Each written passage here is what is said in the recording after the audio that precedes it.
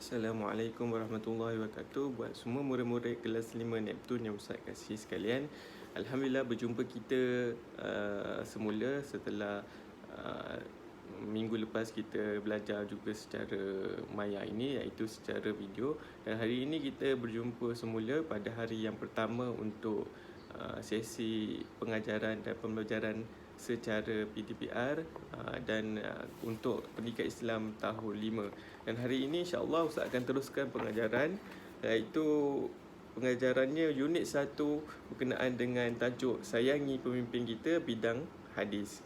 Okey, baik, seperti biasa sebelum Ustaz mulakan sesi pengajaran ni, Ustaz nak semua murid-murid ada buku teks di hadapan kamu, buku teks tahun 5 pendidikan Islam, dan buka muka surat 20 maafkan Ustaz, buka muka surat 38. Ustaz ulang, murid-murid perlu ada buku teks masing-masing sebelum Ustaz teruskan pengajaran ni. Okey, secara video ni, buka buku teks pendidikan Islam tahun 5 dan buka muka surat 38.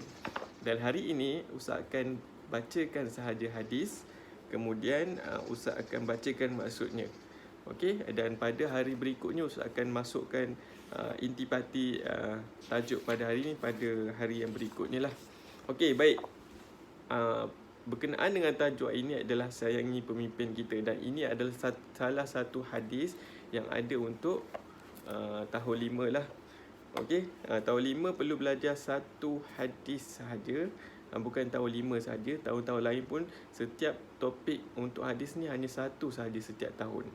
Okey, baik, dengar baik-baik hadisnya. An Abdullah bin Umar radhiyallahu anhuma anna Nabiyya sallallahu alaihi wasallam qala as-sam'u wa ta'atu 'ala al-mar'il muslim fima ahabba wa kariha ma lam yu'mar bi ma'siyah wa idza umira bi ma'siyatin fala sam'a wa la ta'ah, muttafaqun alaih. Okey, ini adalah hadis daripada Nabi Muhammad sallallahu alaihi wasallam. Okey, maksudnya apa?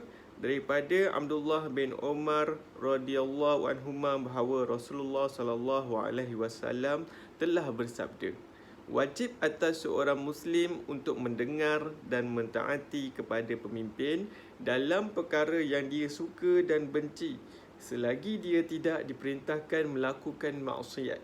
Apabila diperintahkan melakukan maksiat, maka tiada kewajipan untuk mendengar dan mentaati.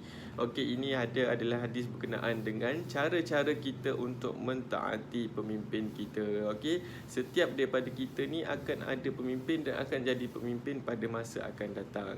Okey, jadi Nabi ni diajarkan cara-cara kita untuk mentaati pemimpin. Dalam hadis yang Ustaz bacakan tadi adalah hadis daripada riwayat Bukhari dan Muslim, hadis sahih, yang mana ia ini datang daripada Nabi Muhammad sallallahu alaihi wasallam. Apa-apa berita, apa-apa hadis, apa-apa perkhabaran yang datang daripada Nabi Muhammad sallallahu alaihi wasallam adalah perkara yang benar, adalah yang wajib kita patuhi, yang wajib kita ikuti. Okey, jadi hadis ni berkenaan macam mana caranya. Okey, setiap kita nanti akan jadi pemimpin, dan setiap daripada kita ni akan dipimpin. Okey, dan setiap pemimpin kita ni kita haruslah taat dalam perkara-perkara kebaikan.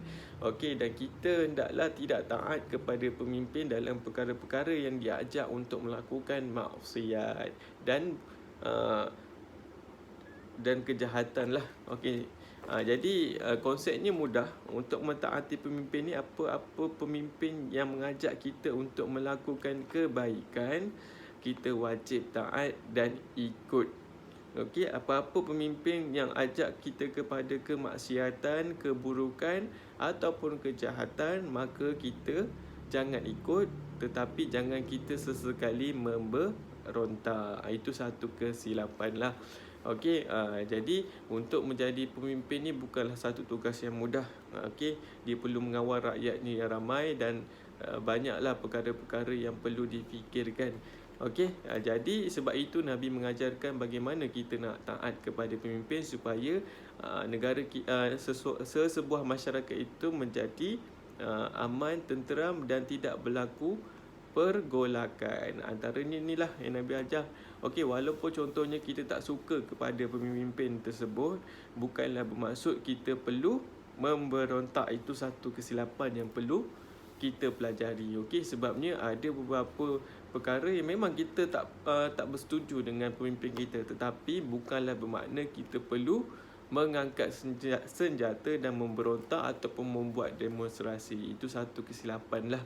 Okey, yang perlu kita perjelaskan dekat sini. Okey, sebabnya tak semua pemimpin tu akan disukai dan tak semua pemimpin tu akan menyukai rakyatnya. Tetapi kita ada adabnya. Adab dalam mentaati pemimpin tu adalah itu sahaja mudah seperti Ustaz sebutkan, seperti Nabi sebutkan, iaitu taat dalam perkara-perkara makruf dan jangan taat kepada pemimpin dalam perkara-perkara yang maksiat dan keburukan. Contohnya pemimpin cakap contohnya dia cakap jangan kita umat Islam tidak digalakkan untuk solat. Okey, jadi jangan kita ikut, sebabnya solat tu perkara yang wajib. Okey, walaupun kita buat bersendirian, wajib. Okey, jadi jangan kita ikut dan jangan kita memberontak. Okey, walaupun perkara-perkara yang diajar tu adalah berbentuk maksiat terhadap Allah SWT, tetapi kita jangan memberontak. Okey, jangan angkat senjata. Okey, kita mesti bunuh pemimpin ni. Okey, kita angkat senjata, kita pergi ajak ramai orang pergi sebelum rumah dia pergi nak bunuh. Salah. Dan itu satu dosa yang besar. Okey, membunuh orang Islam lain adalah salah satu dosa besar. Okey. Jadi, mudah saja apabila kita tak suka, kita hanya berdiam diri. Bukanlah berdiam diri maksudnya kita reda dengan apa yang dia buat, tak. Tetapi di dalam hadis disebut adalah kita perlu mesti jangan ikuti tetapi jangan memberontak. Kena ingat tu. Benda-benda macam ni Nabi ajar ada hikmah yang tersembunyi. Okey, ini adalah untuk mengelakkan pergolakan, perpecahan, pertelingkahan ataupun orang kata satu peperangan lah. Okey, mungkin akan berlaku darurat yang lebih besar, iaitu pembunuhan atau pemimpin akan jadi lebih kejam dan sebagainya. Itu kita perlu perlu pelajarilah. Sebab itu alhamdulillah di negara Malaysia ni satu negara yang aman. Okey, walaupun mungkin ada beberapa kita yang tak suka kepada pemimpin sekian dan sekian, tetapi kena ingat itu adalah apa yang Nabi ajarkan, kita kena taat kepada pemimpin kita. Okey, kalau di rumah ibu bapa adalah pemimpin kita. Okey, kalau kita nanti dah besar dan berkahwin, seorang ayah adalah pemimpin kita. Okey, kalau di sekolah, guru besar adalah pemimpin kepada guru-guru. Kalau di kelas, ketua kelas adalah pemimpin kepada kamu semua. Dan kamu wajib ikut apa yang diarahkan oleh ketua kelas kamu selagi dia tak ajak kamu buat maksiat. Kalau dia ajak buat kebaikan, lagi baik ikut. Contohnya, okey, hari ni saya nak kawan-kawan saya semua baca Al-Quran 1 muka surat. Dia ajak kebaikan, tak apa, kita ikut. Kalau dia ajak keburukan, jom kita pergi tandas beramai-ramai. Kita tak payah masuk waktu kelas cikgu ni. Contoh. Jadi kat situ dia dah ajak kepada kemaksiatan, jadi jangan ikut. Okey. Jadi itu sahaja untuk hadis daripada buku Pendidikan Islam tahun 5 ni untuk kamulah murid-murid tahun 5 ni. Esok saya akan sambung apa itu erti pemimpin. Okey, dan bagaimana menjadi pemimpin yang budiman. Okey, insya-Allah. Seperti biasa, Ustaz nak kamu buka muka surat 21 untuk buku modul Mesra Digital Pendidikan Islam tahun 5 ni. Buka muka surat 20 dan seperti biasalah, okey, buat latihan ni dan kemudian hantarkan ke dalam grup Telegram. Kalau tak faham, kalau nak tanya soalan, boleh tanya kat Ustaz melalui grup Telegram yang Ustaz buat tu. Okey, itu sahaja daripada Ustaz. InsyaAllah kita jumpa lagi pada hari berikutnya. Assalamualaikum warahmatullahi wabarakatuh.